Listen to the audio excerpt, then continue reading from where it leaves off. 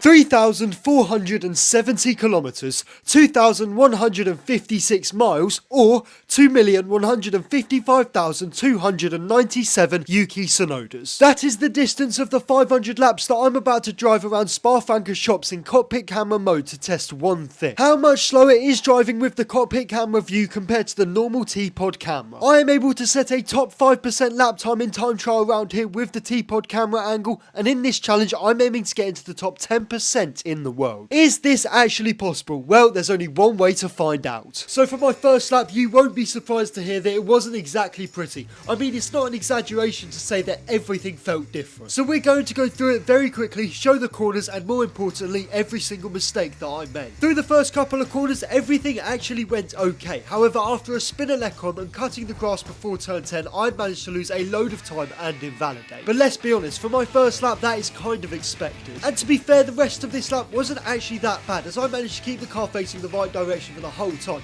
apart from when I almost spun out at the final corner. But yeah, let's ignore the fact that I'm only in the top 96% in the world and get on to my next improvement quite a while later. This time, by not spinning at Lecom, I managed to gain 5.5 seconds, which was fantastic, and then out of turn 9 I improved by another full second. However, for some reason on the exit of turn 9 I was not able to keep the car on the track, but because I also did this on the previous lap, I lost no time whatsoever. And after this, I had a much smoother run going through turn 10 and 11, and I was now 7.5 seconds up. I managed to maintain this all the way up to the bus stop chicane, where there is time to find. And to be fair, I did find some of the time that was in hand, because my run through here was still pretty shocking, but I managed to gain a huge 8.2 seconds on this lap.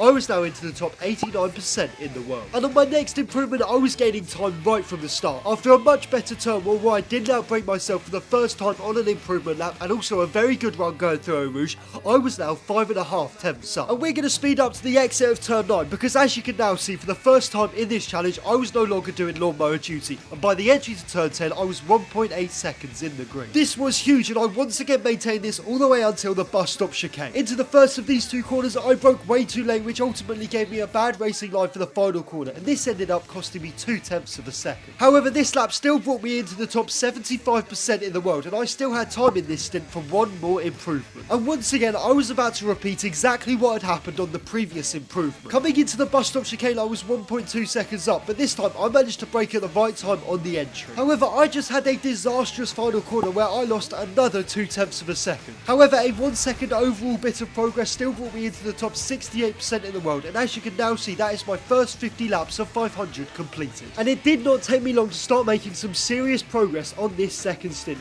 Going through turn 10 and No Name Corner, you can see that I was starting to really drive, and that was reflected in the delta, as I was now 8 tenths up coming into Pouan. But we'll skip Pouan, as nothing really changed there. But now, as you can see in the winding section of this track, I am driving astronomically better than I was before. This was so valuable, as I was now temporarily 1.2 seconds in the green. However, this all got worse through the Stavelo section, as through turns 15 and 16 I made a mistake in both corners, which cost me a total of 7 tenths. But we are coming up to the bus stop chicane, and there is time to find them. Fortunately for me, I had a much better run going through these two corners, because although I lack the ability to actually steer this car, I still somehow gained a full second, and this was the first of 3 huge improvements. Now, it shouldn't really be a surprise that my next improvement came in the Stavelo section, because after a slightly mid-run going through turns 13 and 14, I was a 10th down on the entry.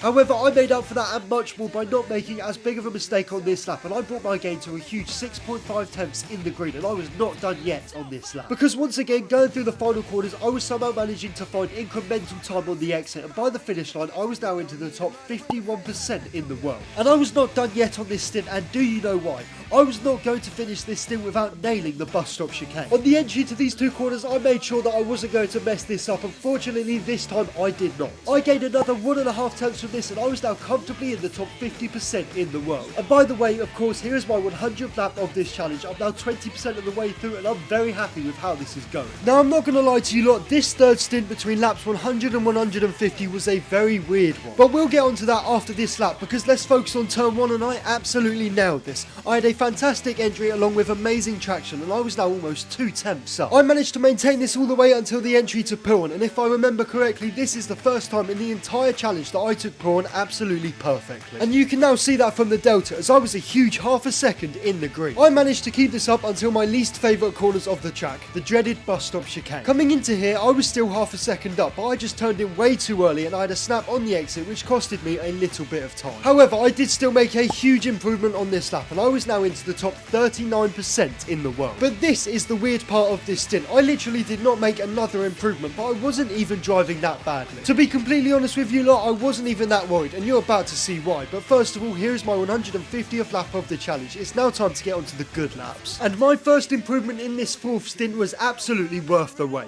Coming into turn 13 and 14, I was 2 tenths up, but I had such a good run going through these two corners, and everything was only about to get better. Because going through the Stavelo section, I had my best run of the challenge by an absolute mile, and I was now 6 tenths up. But after a slightly dodgy exit out of turn 16, I eventually went down to 4.5 tenths in the green. So this was the best time to make up for my poor run through the bus stop chicane last time around. Which is exactly what I did. By just having a way better racing line going through both of these two corners, I gained another 2.5 tenths, and I finished this first improvement of the stint with over 7 tenths worth of progress.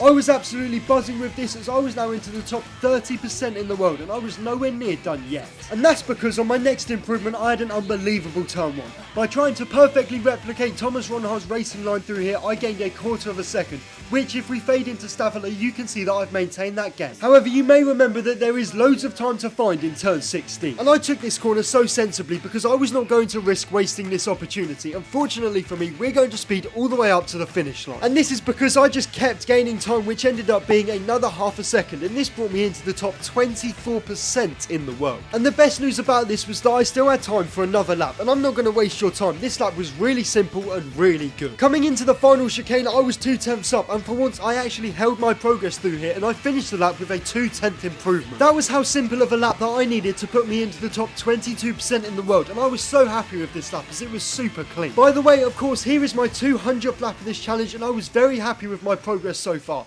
But little did I know, everything was about to take a serious turn for the worse. So basically, I quite literally just did not improve for an entire 100 laps. Yeah, honestly, this was unbelievably frustrating, and the worst thing about this was that the large majority of my mistakes came in the first half of a lap. So this meant that I was never really able to make up for the time that there was on the table in the final sector. As you can see by the clips in the background, these are just about a third of the laps where I messed up, which was so infuriating. And after these two stints, which I basically did back to back, I knew that I needed to change something. But before we get into that, here are my 250th and 300th lap of this challenge, and let's move on. And to be honest, the change that I made was actually very simple. I reviewed the footage of my driving and decided that my field of view was just way too wide. I needed to shrink it so I would be super focused on just the racetrack, and this is the differences in POVs. And this was working right from the start, because 14 laps into this stint, I was now a 10th up coming into turn 10. But through here, I gained almost 2 tenths of a second, and then I had an exceptional run through No Name Corner. This did solidify my gain, and I maintained this all the way to Stavelo. But unfortunately, going through Stavelo, disaster struck. I had an absolutely dreadful run through here, and I instantly lost half of my progress, which brought me down to only 1.5 tenths up. This only got worse by the time that we reached the bus stop chicane, and I was barely a 10th of a second in the green. Fortunately though, going into, through and out of these final corners, for my standards, it actually went pretty well. I gained another 7/100ths of a second, which was super valuable as it helped me get into the top 18% in the world, and I knew that there was so much time left on the table. Now, my next improvement was actually in very different circumstances. I hadn't been able to improve for over 20 laps in this stint, so I thought that I might as well change my setup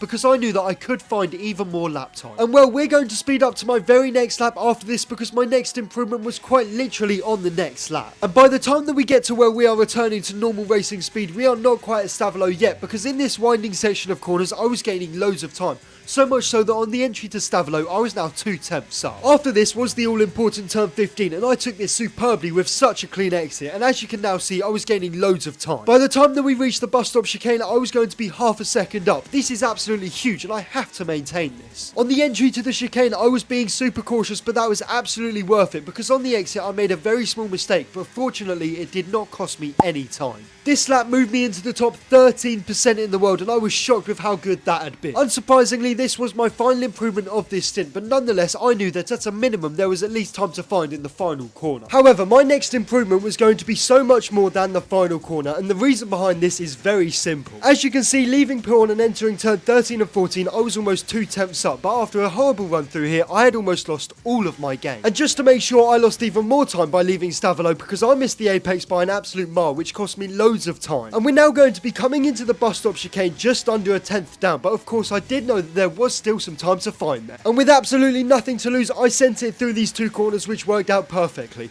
I was now over 1.2 up, and this moved me into the top 12% in the world. I was getting ever closer to the overall goal, and with 100 laps to go, because sadly I did not improve for the rest of this stint, I truly believed that I could complete the challenge. However, after this, on my penultimate stint, disaster struck, but not in the way you might expect, because I was still making progress. But my gains were so minimal because it barely made any difference. Over these 50 laps, I only gained 0.04 of a second, and I was seriously worried that I'd almost hit my peak in this challenge. And here is my 450th lap of 500. Honestly, I was super worried at this point and did not think that I could get into the top 10% in the world. I now only had 50 laps left to set an unbelievable lap time, which was definitely above the skill level that I have.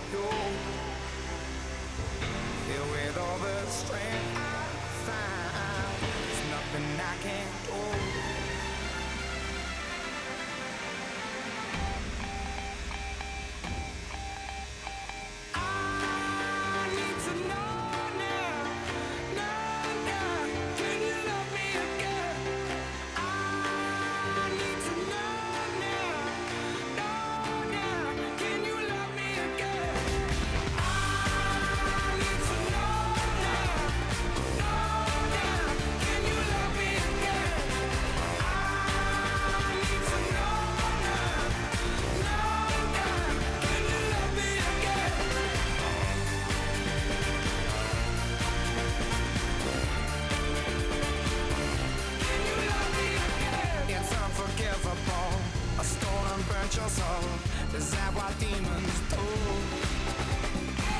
They rule the world to me, destroy everything. They bring down angels like you. I'm rising from the ground, rising up to you. Filled with all the strength I found, there's nothing I can't do.